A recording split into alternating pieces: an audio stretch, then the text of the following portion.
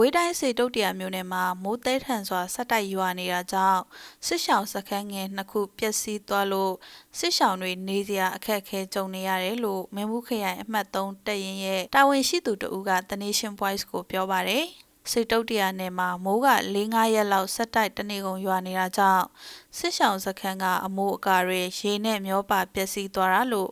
သူကဆက်ပြောပါတယ်။အခုတော့မလုံမချုံနဲ့နည်းနည်းလေးဆူဆူနေရတာပေါ့။နောက်ပြီးတော့ပြီးခဲ့တဲ့ရက်ပိုင်းက air strike မှာကျွန်တော်တို့ဆေးတွေဆုံးရှုံးသွားတာတွေရှိတော့အဲ့ဒီအတွက်ဆေးနဲ့ရိတ်ခါအခက်အခဲဖြစ်သွားတယ် air strike ပြီးကမှမိုးကရွာလိုက်တော့အကုန်လုံးအစီအစဉ်မကြဘဲနဲ့အကုန်လုံးမလောက်မငဖြစ်ကုန်တာလို့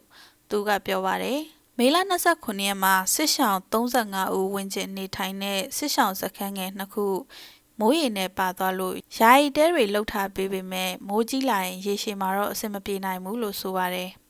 အခုကမလုံးတလုံးနဲ့မိုးကလည်းရက်ဆက်ရွာနေတာဆိုတော့စစ်ရှောင်တွေမှာစဖျားလာတယ်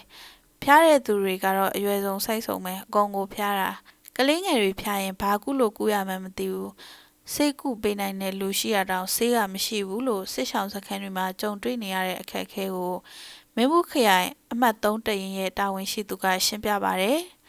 ပြီးခဲ့တဲ့ AB လ24ရက်မေလ18ရက်နဲ့မေလ23ရက်နေ့တို့မှာ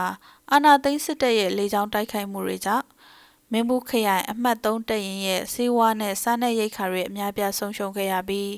ပြန်ဝယ်ဖို့အတွက်လည်းလမ်းကြောင်းခက်ခဲတာကြောင့်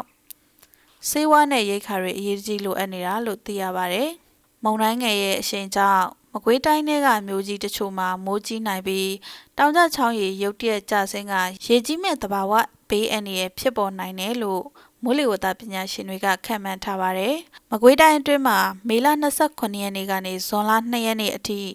တောင်ဘက်နဲ့အနောက်တောင်ဘက်တွေကနေလေပြင်းတနအီကိုမိုင်30ခန့်အထိတိုက်ခတ်နိုင်တယ်လို့လည်းသတိပေးထားပါတယ်ရှင်။